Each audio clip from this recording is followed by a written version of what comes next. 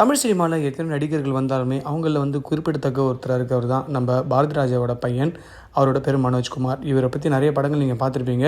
அதில் மிக முக்கியமாக சொல்லணும்னா பாரதிராஜா இயக்கிய தாஜ்மஹால் படத்தில் இவர் நடித்த படங்கள் சூப்பர் டூப்பர் ஹிட் ஆச்சு. இவர் திரைப்படங்களை தாண்டி நிறைய பிஸ்னஸ் விஷயங்களும் பண்ணிட்டு இருந்தார். இப்போ இவர் பார்த்தீங்கன்னா இருதய அறுவை சிகிச்சை நடந்து அது பார்த்தீங்கன்னா நடந்து முடிஞ்சு ரெஸ்ட் எடுக்கிற டைமில் ஹார்ட் அட்டாக் இறந்திருக்காரு.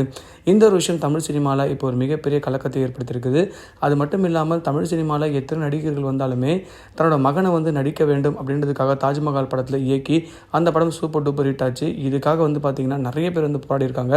அதுக்கப்புறம் மனோஜ் பார்த்தீங்கன்னா நம்ம சங்கர் இயக்கத்தில் வெளிவந்த எந்திரன் படம் அப்படி இப்படின்னு சொல்லி நிறைய படங்களில் தன்னுடைய திறமையை காமிச்சு இப்போ வரைக்குமே தவிர்க்க முடியாத ஒரு மிகப்பெரிய பார்த்தீங்கன்னா ஒரு கதாநாயகனாக வலம் வந்துட்டு இருந்தார். அவர் தற்போது இறந்து வந்தது மிகப்பெரிய அதிர்ச்சிகர விஷயமா இருக்குன்னு சொல்லலாம். பாரதிராஜோட மகனான இவர் மிகப்பெரிய சாதனைகளை படைப்பாருன்னு சொல்லி நிறைய படங்கள் இயக்குவார்னு சொல்லி பாரதிராஜா எதிர்பார்த்த நிலையில்